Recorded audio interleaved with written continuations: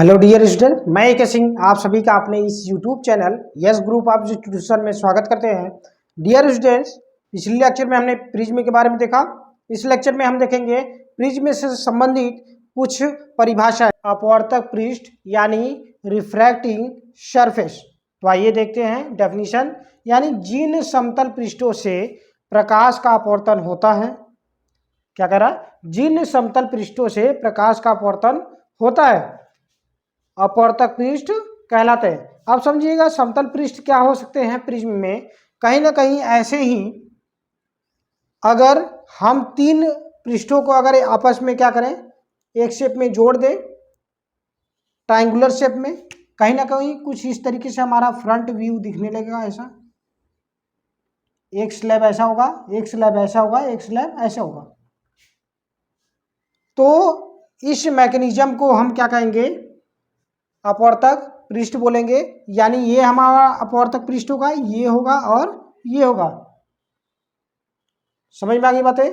चलिए next point देखते हैं, प्रिज्म कोण यानी prism angle. That mean definition अब देखेंगे, ध्यान से देखिएगा। अपवर्तक पृष्ठों के मध्य बने कोण को अपवर्तक कोण कहते हैं या प्रिज्म कोण कहते हैं। यानी यहाँ पे दो पॉइंट्स दिख रहा है हमारा, प्रिज्म कोण और दूसरा क्या है, अपवर्तक कोण। तो आपके एग्जाम्स में इट मे बी पॉसिबल आपके प्रिज्म कोण यानी प्रिज्म एंगल भी पूछ सकता है। डेफिनेशन कि डेफिनेशन क्या होता है, या तो रिफ्रैक्टिंग एंगल भी बोल सकता है, यानी अपवर्तक कोण। यानी प्रिज्म कोण किसे कहते हैं या तो अपवर्तक कोण किसे कहते हैं। दोनों डेफिनेशन से हमारे पूछ सकते हैं, यानी दोनों पॉइंट से हमारे डेफिनेशन पूछा जा सकता है। या अब यहाँ पे देखें, अपवर्तक पृष्ठों के मध्य बने कोण, यानी समझिएगा एक प्लेन ए हो गया, ये एक दूसरा प्लेन ए हो गया। यानी ये अपवर्तक प्लेन है, पृष्ठ है, और दूसरा क्या है, ये है। तो इसके बीच ये जो एंगल बन रहा है, ये वाला पॉइंट्स, ये हमारा क्या कहलाता है, प्रिज्म एंगल कहलाता है, पीए, प्रिज्म एंगल। यानी कहीं ना कहीं अगर हमारा प्लेन यहाँ पे भी अगर जुड़ जाए ऐसा कुछ, तो यहाँ पे भी एक एंगल बनेगा और यहाँ पे भी एंगल बनेगा। तो ये भी होगा प्रिज्म एंगल और ये भी प्रिज्म एंगल होगा। क्लियर हो परिवार से, यहाँ पे पॉइंट्स क्लियर हुआ। यानी अगर हम यहाँ देखें तो प्रिज्म एंगल यानी आदर्श प्रिज्म एंगल वो जो होगा हमारा 60 डिग्री।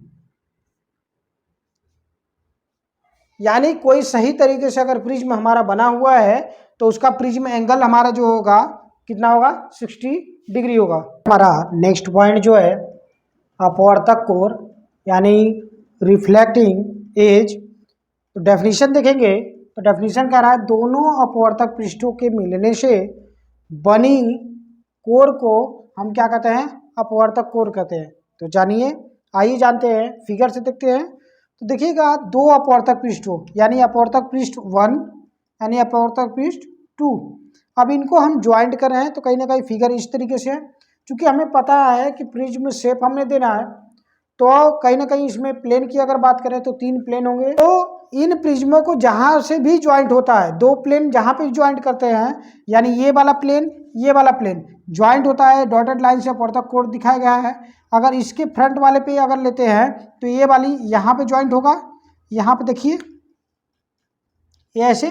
तो कहीं ना कहीं ये दोनों जो है, ये भी अपवर्तक कोण हो गया, ये भी हो गया, ये भी होगा। अब डिपेंड करता है कि हम प्रिज्म को किस हिसाब से रखते हैं, प्रिज्म के लाइट का अपवर्तन किस कोण से करवाना चाहते हैं, किस प्लेन से करवाना चाहते हैं, उसके हिसाब से हमारा क्या होगा, अपवर्तक कोण डिसाइड होगा। अगला पॉइंट है हमारा प्रिज्म का आधार, बेस ऑफ प्रिज्म।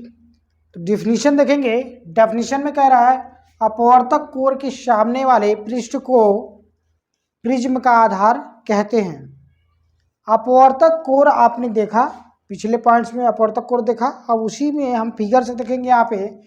तो कहीं ना कहीं देखिएगा ये डॉटेड लाइन जो शो अप किया गया है, ये हमारा क्या है, अपवर्तक कोण है। यानी इसके सामने वाला, यानी कहीं ना कहीं देखिए ये जो शेडेड पार्ट है, रेड वाला पूरा सेक्शन जो है, ये हमारा क्या कहलाएगा, प्रिज्म का आधार यानी बेस ऑफ प्रिज्म कहलाता है। तो अवर नेक्स्ट पॉइंट इज मुख्य परिच्छेद, प्रिंसिपल सेक्शन।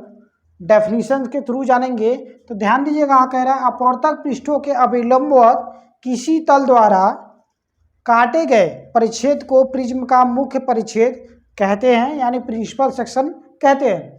तो देखते हैं।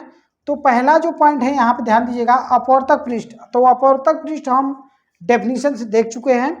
तो कहीं ना कहीं इस फिगर में अपवर्तक पृष्ठ क्या होगा, ए बी ई डी होगा, दूसरा क्या होगा, सी बी ई एफ होगा, यानी मुख्य परिच्छेद कौन होगा, ए बी सी, और दूसरा क्या होगा, ई डी एफ। इसको किसी भी तरीके से लिख सकते हैं, एज ए ट्रायंगुलर शेप जो है हमारा क्या है, मुख्य परिच्छेद है। तो यानी कह रहा है from figure A B C and D E F is the principal section of a prism. Clear हो पा रहा है बातें। तो इस तरीके से डियर स्टूडेंट्स हमने देखा कि प्रिज्म से संबंधित कितने डेफिनेशन होते हैं, उसको देखा। मिलते हैं आप लोगों से अगले लेक्चर में, तब तक के लिए आप सभी का धन्यवाद।